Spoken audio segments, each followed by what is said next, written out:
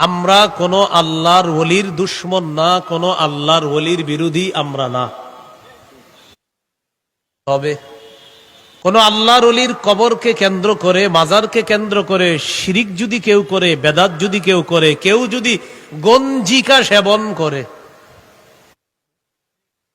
কেউ যদি গাঁজা সেবন করে, গাঁজা, আল্লাহর ওলির কবরকে কেন্দ্র করে কেউ যদি শিরিক করে, কেউ যদি বেদাত করে, আর কেউ যদি গাঁজা খায়, আমরা ওই শিরিকের বিরুদ্ধে, আমরা ওই বেদাতের বিরুদ্ধে, ওই গাঁজার বিরুদ্ধে আগেও ছিলাম, এখনো আছি, আমৃত্যু আমরা এগুলার বিরুদ্ধে থাকবো। তাহলে আমরা আল্লাহর ওলির বিরুদ্ধে না, আল্লাহর ওলির কবরের বিরুদ্ধে, আল্লাহর ওলির কবর জিয়ারত করা হবে এর বিরুদ্ধে না। আল্লাহর ওলির কবরকে কেন্দ্র করে কেউ যদি শিরিক করে, কেউ যদি বেদাত করে, কেউ যদি আল্লাহর ওলির কবরকে কেন্দ্র করে মেলা বসায়, এই শিরকের বিরুদ্ধে আমরা, এই বেদাতের বিরুদ্ধে আমরা, এই মেলার বিরুদ্ধে আমরা, এই গাঁজা সেবনের আসরের বিরুদ্ধে আমরা আগেও ছিলাম, এখনো আছি, ভবিষ্যতেও আমাদের অবস্থান পরিষ্কার। শিরিক, বেদাত, কুফর, গাঁজা ইত্যাদির বিরুদ্ধে আমাদের অবস্থান সব সময় পরিষ্কার থাকবে।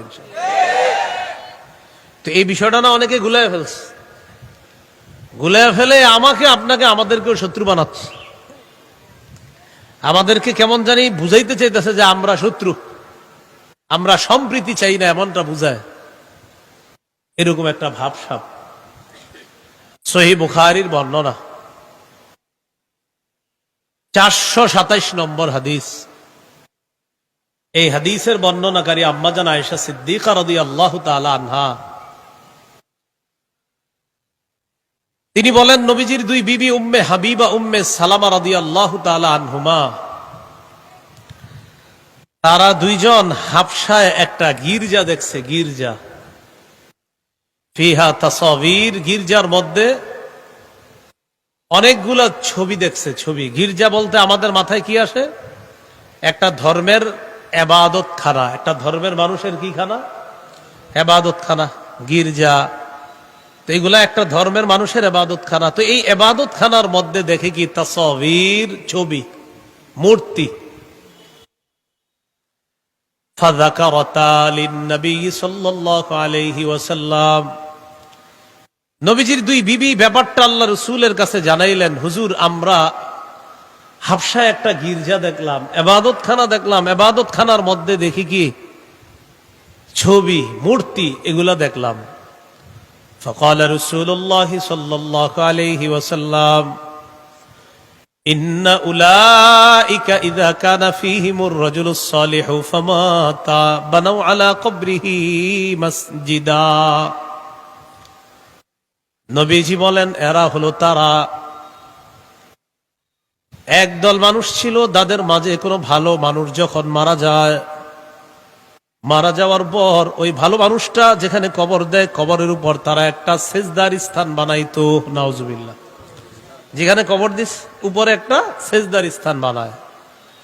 ওয়াসাওয়ারু ফিহি তিলকা সুওয়ার, ওই মানুষগুলা আল্লাহর ওলি মারা যাওয়ার পর কবরের উপরে একটা সেজদার স্থান বানিয়েছে, আর ওই সেজদার স্থানের ভিতরে নিচে আল্লাহর ওলির কবর, আর উপরে ওই সেজদার যেই জায়গায় দেয় সেখানে হলো আল্লাহর ওলির মূর্তি। তাহলে নিচে আল্লাহর ওলির কবর, উপরে হলো ইবাদত খানা, আর ইবাদত খানার ভিতরে আল্লাহর ওলির মূর্তি, ছবি। নবীজি বললেন, উলাইকা শিরারুল খালকি ইনদাল্লাহি ইয়াউমাল কিয়ামাহ, এরা হলো কিয়ামতের ময়দানে সবচেয়ে নিকৃষ্ট জাতি হবে, কিয়ামতের ময়দানে সবচেয়ে নিকৃষ্ট জীব হবে তারা, যারা আল্লাহর ওলিদের কবরের উপরে সেজদার স্থান বানায়, আবার যদি এটার মধ্যে মূর্তি বসায়, তারা হবে সবচেয়ে নিকৃষ্ট জাতি। এজন্য মূর্তি ইত্যাদি এগুলা ইসলাম সমর্থন করে না। আমাদের ইবনে শাইখুল হাদিস, উনি মাত্র একটা মূর্তি ভাঙতে চেয়েছিলেন, আল্লাহর কি কুদরত, 90 ভাগ মূর্তি এখন আল্লাহ ভেঙে দিছে। উনি মাত্র কয়টার ব্যাপারে বলছিল? একটার ব্যাপারে বলাতে বেচারারে 3 বছর রাখছে ভিতরে। তো আল্লাহর কি কুদরত, এই জন্য অহংকার না করা। আল্লাহর কি কুদরত দেখেন, উনি মাত্র দাবি করছে কয়টা? একটা। এখন আল্লাহ তাআলা এত খুশি করে দিছে মুসলমানদেরকে যে উনি দাবি করছে একটা, শুনলা না কথাটা, যাও এখন 90 ভাগ শেষ, 10 ভাগও থাকবে না ইনশাআল্লাহ। রাসূলুল্লাহ সাল্লাল্লাহু আলাইহি ওয়াসাল্লাম বলে দিলেন, নিচে আল্লাহর ওলির কবর, উপরে আল্লাহর ওলির ওই কবরের উপরে সেজদার স্থান বানায়, আর ভিতরে আপনার মূর্তি বসায়া দেয়। এরা সৃষ্টির সবচেয়ে নিকৃষ্ট জাতি, বলি নাউযুবিল্লাহ। হাদিসের কিতাব মুসনাদ আহমদ, এই কিতাবের মধ্যে আছে আন আব্দুল্লাহ ইবনে মাসউদ রাদিয়াল্লাহু তাআলা আনহু قال سمعت النبي صلى الله عليه وسلم يقول إن من شرار الناس من تدركهم الساعة وهم أحياء والذين يتخذون القبور مساجدا। রাসূলুল্লাহ সাল্লাল্লাহু আলাইহি সাল্লাম বলেন, এই পৃথিবীতে সবচেয়ে নিকৃষ্ট জাতি দুই জাতি। এক নম্বর, যারা দুনিয়াতে বেঁচে থাকা অবস্থায় কিয়ামত হবে তারা সবচেয়ে নিকৃষ্ট জাতি। যারা দুনিয়াতে থাকবে আর কিয়ামতটা তাদের উপরে ঘটবে, এরা সবচেয়ে নিকৃষ্ট জাতি। মাসাজিদা, আর যারা কবরকে সেজদার স্থান বানায় তারা সবচেয়ে নিকৃষ্ট জাতি। বলেন তো, কবরকে সেজদার স্থান যারা বানায় তারা কি সবচেয়ে নিকৃষ্ট জাতি? আল্লাহ আমাদেরকে আল্লাহর ওলিদের কবরের মর্যাদা যেন আমরা রক্ষা করতে পারি, আল্লাহ তৌফিক দান করেন। আল্লাহর ওলিদের কবরের মর্যাদা রক্ষা হবে, আল্লাহর ওলিদের কবর মাজারকে যখন শিরিক বেদাত মুক্ত করতে পারবো, গাঁজা সেবন গাঁজার আসর মুক্ত করতে পারবো, আর কবরকে কেন্দ্র করে মেলা মুক্ত যখন করতে পারবো, তখনই আল্লাহর ওলির কবরের সম্মানটা আমরা রক্ষা করতে পারবো। বুঝা ঠিক হইতেছেন তো? তাহলে রাসূল সাল্লাল্লাহু আলাইহি সাল্লাম বললেন, যারা কবরকে সেজদার স্থান বানায় তারা সবচেয়ে নিকৃষ্ট। সহিহ বুখারীর আরেকটা হাদিস শোনেন, 435 নম্বর হাদিস। এই হাদিস, আচ্ছা এই হাদিসটার আগে আরেকটা শোনাই, মুসলিম শরীফেরটা আগে বলি, এরপর বুখারীরটা বলি। সহিহ মুসলিমের একটা বর্ণনা, নবীজি ইন্তেকালের 5 দিন আগের বর্ণনা। কয়দিন আগের? বুখারীর যে হাদিসটা শোনাবো এটা হলো ইন্তেকালের দিনের হাদিস, এজন্য আগে আমরা ইন্তেকালের 5 দিন আগেরটা শুনে আসি। সহিহ মুসলিমের বর্ণনা 1075 নম্বর হাদিস, মাদ্রাসার পাঠ্যপুস্তক অনুসারে 532 নম্বর হাদিস। এই হাদিসের মধ্যে আছে, قال رسول الله صلى الله عليه وسلم, রাসূলুল্লাহ সাল্লাল্লাহু আলাইহি সাল্লাম বলেন, ইন্নী আবরাউ ইলাল্লাহ আইয়াকুনা লি মিনকুম খলিল, আমি আল্লাহর কাছে মুক্ত তোমাদের মধ্যে কোন খলিল বানানো থেকে, অন্তরঙ্গ বন্ধু বানানো থেকে আমি আল্লাহর কাছে মুক্ত। তোমাদের মধ্যে আমার কোন অন্তরঙ্গ বন্ধু নাই। فإن الله تعالى قد اتخذني خليلا كما اتخذ إبراهيم خليلا, কারণ আল্লাহ তাআলা আমাকে যেমনি ভাবে ইব্রাহিম নবীকে তার খলিল হিসাবে গ্রহণ করেছেন, তেমনি আল্লাহ তাআলা আমাকেও ইব্রাহিম নবীর মতো তার খলিল তথা অন্তরঙ্গ বন্ধু হিসাবে গ্রহণ করেছেন। তাহলে দুই নবী খলিল, একজন ইব্রাহিম খলিলুল্লাহ, আর নবীর ইন্তেকালের 5 দিন আগে নবী জানায়া গেলেন ইব্রাহিম নবীও খলিল, আমি মুহাম্মদ সাল্লাল্লাহু আলাইহি সাল্লামও খলিল। তাহলে আমাদের নবী খলিলুল্লাহ, হাবিবুল্লাহ, রাসূলুল্লাহ। সুবহানাল্লাহ। ইব্রাহিম নবী খলিলুল্লাহ, আর আমাদের নবী মুহাম্মদ সাল্লাল্লাহু আলাইহি সাল্লাম হাবিবুল্লাহ, রাসূলুল্লাহ, খলিলুল্লাহ। এই কথা বলার পর নবীজি বলেন, আলা ওয়া ইন্না মান কানা ক্বাবলাকুম ইত্তাখাযু কুবুর আমবিয়াইহিম ওয়া সালিহিহিম মাসাজিদা, শোনো তোমরা, তোমাদের পূর্ববর্তী জাতি তারা তাদের নবী আর ওলিদের কবরকে সিজদার স্থান বানিয়েছে। আলা ফালা তাত্তাখিজুল কুবুর মাসাজিদা, আমার উম্মত তোমরা কিন্তু কবরকে সিজদার স্থান বানাবা না। আনহাকুম আন যালিকা, আমি নবী তোমাদেরকে এই ব্যাপারে নিষেধ করে যাচ্ছি। তাহলে ইন্তেকালের 5 দিন আগে কবরকে সেজদার স্থান বানাইতে নবীজি সাল্লাল্লাহু আলাইহি সাল্লাম নিষেধ করে গিয়েছেন। এখন আমি আপনাদের কাছে জানতে চাই, আমাদের বাংলাদেশে কবর কেন্দ্রিক সেজদা না হইলেও পৃথিবীতে হয়নি? বাংলাদেশে না হইলেও পৃথিবীতে হয়তো, বাংলাদেশেও হয়। তাহলে এই যে এই জিনিসটা বলে, বাংলাদেশে কি কবর কেন্দ্রিক সেজদা হয়? আমরা কি কবরের বিরুদ্ধে না কবরের সেজদার বিরুদ্ধে? এই বিষয়টা আমরা মানুষের বুঝাইতে পারতেছি না। এই বয়ান করলে আমাদেরকে বলে আমরা ওলিদের দুশ্মন। এটা কথাটা দেখেন কত ভয়ঙ্কর কথা। আমরা তো আল্লাহর ওলিদের দুশ্মন না। আল্লাহর ওলির কবরে যদি কেউ সেজদা দেয় ওই শিরিকের দুশ্মন আমরা। এবার বুখারীর বর্ণনা শোনেন, 435 নম্বর হাদিস। মুসলিমের হাদিসটা হলো নবী ইন্তেকালের 5 দিন আগের, আর বুখারীর হাদিসটা হলো রাসূল ইন্তেকালের দিনের হাদিস।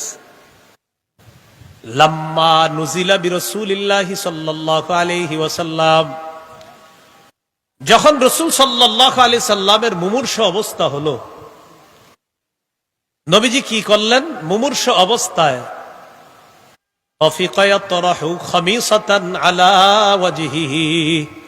রাসূলুল্লাহ সাল্লাল্লাহু আলাইহি সাল্লাম একটা কাপড় দিয়ে নিজের চেহারা মোবারক ঢাকলেন। নবী ইন্তেকাল করবেন, ওই মুহূর্তে একটা কাপড় দিয়ে নিজের চেহারা মোবারক ঢাকলেন। নবীজির যখন প্রাণটা বের হবে অবস্থা, ওই মুহূর্তে কাশাফাহা আন ওয়াজহিহি, ওই মুহূর্তে রাসূলুল্লাহ সাল্লাল্লাহু আলাইহি ওয়াসাল্লাম চেহারা মুবারকের উপর থেকে কাপড়টা সরিয়ে নিলেন। নবীজির যখন মুমূর্ষ অবস্থা তখন চেহারায় কাপড় রাখলেন, আর যখন প্রাণটা বের হবে তখন কাপড়টা সরাইলেন, সরায়া বললেন লানাতুল্লাহি আলাল ইয়াহুদি ওয়ান নাসারা, ইহুদিদের উপর আল্লাহর অভিশাপ, খ্রিস্টানদের উপর আল্লাহর অভিশাপ। ইত্তাখাযু কুবুর আমবিয়াইহিম মাসাজিদা, তারা তাদের নবীদের কবরকে সেজদার স্থান হিসাবে গ্রহণ করেছে, সেজদার স্থান বানিয়েছে। ইউহাযযিরু মা সানাউ, নবী নিষেধ করে যাচ্ছে, সতর্ক করে যাচ্ছে, উম্মত আমার ইন্তেকালের পরে কিন্তু আমার কবরকে আবার তোমরা সেজদার স্থান বানাবা না। অতীতের জাতি তাদের নবীর কবরকে সেজদার স্থান বানিয়েছে, এই জাতীয় কাজকর্ম কিন্তু তোমরা করবা না। আল্লাহ আমাদের সকলকে কবর কেন্দ্রিক সেজদা, শিরিক, বেদাত থেকে বাঁচার তৌফিক দান করেন। এবার গুরুত্বপূর্ণ একটা কথা বলেন, কবর কেন্দ্রিক, সবাই বলেন কবর কেন্দ্রিক মেলা বসানো যাবে না। কবর কেন্দ্রিক কি বসানো যাবে না? এখন কথা হলো, যারা অতীতে বসানোর পক্ষে ছিলেন বা বসাইতো, রবিউল আউয়াল মাস আসলে বসাইতো, আমি দলিল দেই, দলিল দেওয়ার পরে তো আপনি বসানোর কথা না, দলিল দিয়ে পারলে চ্যালেঞ্জ করেন। কবর কেন্দ্রিক মেলা যে নিষেধ, এটা যদি দলিল থাকে তা কেন বসাবে মেলা? এটা তো নিষেধ। আবু দাউদ 2042 নম্বর হাদিস, কোন কিতাব? কত নম্বর হাদিস? 42 নম্বর হাদিস, 2042। قال رسول الله صلى الله عليه وسلم لا تجعلوا بيوتكم قبورا, রাসূলুল্লাহ সাল্লাল্লাহু আলাইহি সাল্লাম বলেন, তোমরা তোমাদের ঘরগুলাকে কবর বানায়ো না। যেই ঘরের মধ্যে নফল নামাজ না হয়, যেই ঘরের মধ্যে জিকির না হবে, আল্লাহর কোরআনের তেলাওয়াত না হবে, ওই ঘর কবরের মতো হয়ে যায়। এরপরে নবী বলেন ওয়ালা তাজআলু কবরি ঈদা, তোমরা আমার কবরকে কেন্দ্র করে মেলা বসাবা না, আমার কবরকে উৎসবের স্থানে পরিণত করবা না। আমার কবরকে কেন্দ্র করে মেলা বসাবা না, উৎসবের স্থানে পরিণত করবা না। আমাদের নবীজির চেয়ে বড় পীর দুনিয়াতে কেউ আসে নাই, আসবেও না। আমাদের নবীজির চেয়ে বড় শাইখুল হাদিস, আল্লামা, মুফতি, মুহাদ্দিস, মুফাসসির, পৃথিবীতে একজন মানুষের যত ভালো উপাধি লাগতে পারে সব আমার নবীর জন্য। আমার নবীর চেয়ে শ্রেষ্ঠ উপাধিধারী পৃথিবীতে আসে নাই, আসবে না, আসা সম্ভব না। তার কবরকে কেন্দ্র করে যখন মেলা বসানো জায়েজ নাই, হারাম, অতএব অন্য কোন আল্লাহর ওলির কবরকে কেন্দ্র করেও মেলা বসানো হারাম, জায়েজ নাই। ওই মেলা বসানোর বিপক্ষে আমরা, আল্লাহর ওলির কবরের বিপক্ষে না আমরা। এখন এই দেখেন যে আমি বয়ানটা করলাম না, অনেকে দেখবেন এরকম বলতে পারে, এটা নবীদের অলিদের দুশ্মন বলতে পারে। আপনি বলেন, আমি কি অলির কবরের দুশ্মন? নবীদের অলিদের কবরের দুশ্মন? তাহলে কবর কেন্দ্র করে মেলা, কবর কেন্দ্র করে শিরিক, কবর কেন্দ্র করে বেদাত, কবর কেন্দ্র করে সেজদা, এগুলার বিরুদ্ধে আমরা আল্লাহ তাআলার কাছে দোয়া করব, আমাদের এই দেশ থেকে যেন আল্লাহ সমূলে বেদাত এবং শিরিককে আল্লাহ দূর করে দেয়। আমরা দোয়া করব। রাসূলুল্লাহ সাল্লাল্লাহু আলাইহি সাল্লাম বলেন, যদি আমাকে মহব্বত করতে চাও তো কবরকে তোমরা উৎসবের স্থানে পরিণত করবা না, বরং কি করবা? ওয়াসাল্লু আলাইয়া, আমার উপর বেশি বেশি দুরূদ পড়বা। ফা ইন্না সালাতাকুম তাবলুগুনি হাইসু কুনতুম, তোমরা যেখানেই থাকো, যেখান থেকে দুরূদ পড়ো, তোমাদের দুরূদ ওই মুহূর্তে আমার কাছে পৌঁছে যায়। তাহলে আমরা বেশি বেশি দুরূদ পড়বো, আল্লাহ তৌফিক দান করেন। এবার আমার সাথে বলেন, কবর সামনে রেখে নামাজ পড়া যাবে না। অনেক মসজিদের মাঝখানে কবর, মসজিদের মাঝখানে কেন করছেন? আবেগে করে লিস, মসজিদের মাঝখানে কবরটা আবেগে করে ফেলছে। তো কেন আবেগে করলেন? আলেমদেরকে জিজ্ঞাসা করতে পারলেন না? তো আপনি কবর করছে, এটা মাঝখানে পড়ে গেছে। যদিও মুসলমানরা কবরকে সেজদা করে না, যারা মসজিদে নামাজ পড়ে ওদের মনে কখনো কবরের সেজদা করার উদ্দেশ্য না, কিন্তু আপনি এই কামটা কেন করলেন?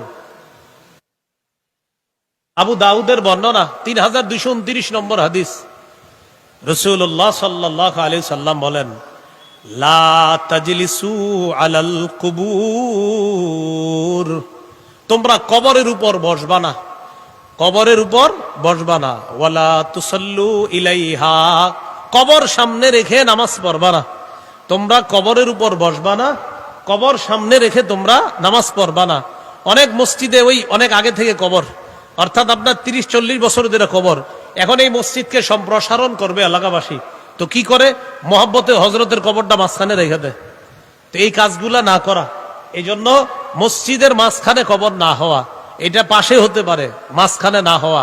যদিও মুসলমান ওই মসজিদে গিয়ে কবরকে সেজদা দেয় না, কিন্তু এরপরে নবী নিষেধ করছে কবর সামনে রেখা তোমরা নামাজ পড়বা না। আল্লাহ আমাদের সকলকে কবর কেন্দ্রিক বাড়াবাড়ি, শিরিক, বেদাত, মেলা ইত্যাদি থেকে হেফাজত করেন। আরবি মাস কি মাস? এটা এই রবিউল আউয়াল মাসকে কেন্দ্র করে আমাদের সমাজের কিছু মানুষ বাড়াবাড়ি করে, বেদাত করে। বলেন কি করে? বাড়াবাড়ি করে, বেদাত করে। এই জাতীয় বেদাতের মধ্যে আমরা পা বাড়াবো না। রবিউল আউয়াল মাসকে কেন্দ্র করে খুব মনোযোগ সহকারে শোনেন। 1 নাম্বার, ঈদ কি জিনিস। 2 নম্বর, ইসলামে ঈদ বলতে কি বুঝায়। 3 নম্বর, মিলাদুন নবী মানে কি। 4 নম্বর, নবীজির জন্ম বার কবে। 5 নম্বর, নবীজির জন্ম তারিখ কবে। 6 নম্বর, ঈদ কি জিনিস। 2 নম্বর, ইসলামে ঈদ বলতে কি বুঝায়। 3 নম্বর, মিলাদুন নবী মানে কি। 4 নম্বর, নবীজির জন্ম বার কবে। 5 নম্বর